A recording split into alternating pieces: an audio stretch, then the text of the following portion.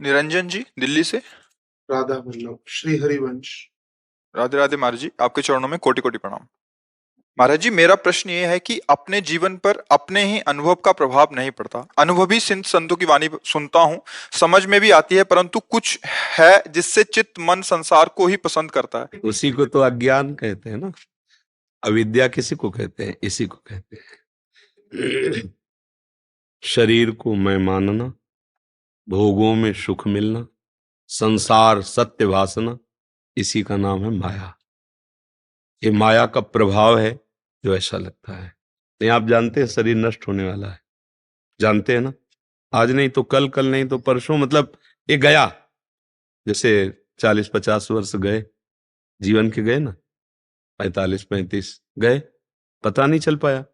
अभी सुख की खोज में ही लगे हुए हैं, सुख के साधनों को ही जुटा रहे हैं, पर अनुभूति नहीं है कि सुख है या नहीं।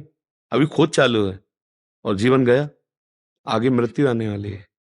हम केवल साधन ही जुटाते रहेंगे खोज के, सुख के मिलेगा। यही माया है। अनंत जन्म बीत गए भोगते हुए, यहां कुछ सत्य नहीं। क्या सत्य दिखाई दे रहा है? बड़े बड़े राजा, बड़े बड़े महाराजा, बड़े बड़े तपस्वियों के हम गीत गाते हैं, कहाँ है? कहाँ है वो महल? कहाँ है उनका वैभव? एक स्वप्न की तरह था, गया। अब न कभी उनका अस्तित्व है महल का, न भोग का, न उनके प्रभाव का, गए। ऐसे ही एक भ्रमात्मक माया ने नाटक रच रखा है। उस नाटक में इतना प्रभाव है। आप देखो, हम अपनी लोगी बुद्धि का क्या भरोसा करें? फिल्म आप जानते हैं ना, नाटक बिल्कुल झूठी, 100 में 100%। जैसे कहते हैं भाई कोई भी बात होती कुछ तो सत्य होती है ना, बोलो फिल्म में क्या सत्य है? 100% झूठा है ना। आप पैसा लगा के देखते हैं ना, आप कितने बड़े बुद्धिमान हैं। अब विचार करके देखिए, हम जिस बुद्धि का इतना भरोसा करते हैं कि वो हमें फाइनल पे पहुंचा देगी, वो बुद्धि उत्साहित होती है, 3 घंटे समय देते हैं, पैसा देते हैं और जानते हैं झूठा खेल है, जानते 100% मिथ्या है, पर हम देखते हैं। बोले क्यों? तो थोड़ी देर मनोरंजन हो जाता है, बस। इसी दुष्ट मन और इंद्रियों ने मुझे मनोरंजन में फंसा रखा है। तभी भगवान और संतों की बातें श्रद्धा होने के कारण अच्छी तो लगती हैं, पर जीवन में उतारने में अच्छी नहीं लगती। सुनने में अच्छी लगती है और लगता है यही सत्य है। सब बोलते हैं सत्य को। कोई मुर्दा जा रहा हो तो आप पूछो, सैकड़ों लोग राम नाम सत्य है, मतलब सब जान रहे हो ना, सब जान रहे कि सत्य क्या है, पकड़ कोई नहीं रहा है।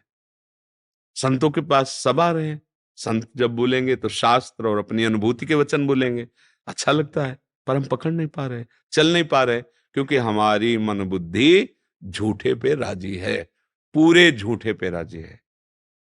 कोई भी सुख ऐसा नहीं है जो आनंद प्रदान करने वाला हो।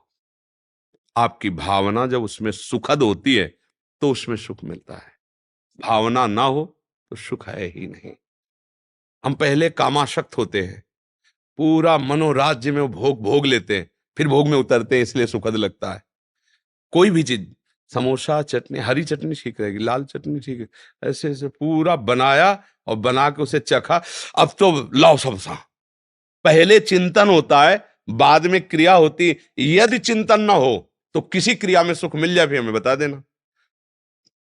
तो अगर है सुख तो चिंतन करो या ना करो, होगा। जैसे अग्नि है, उसका काम है दाहिका शक्ति। आप चिंतन करो ना करो, छू जाएगी तो ऐसे लगेगा। चाहे चिंतन से छुओ, चाहे अचिंतन से छुओ, चाहे भाव से छुओ, चाहे कुभाव से छुओ, उसका काम है जला देना, क्योंकि उसमें दाहिका शक्ति है। विषयों में सुख नहीं है, संसार सत्य नहीं है। सब चले जा रहे हैं, कहां चले जा रहे हैं? नए नए आते जा रहे हैं, पुराने पुराने चले जा रहे हैं, कोई सत्ता ही नहीं है।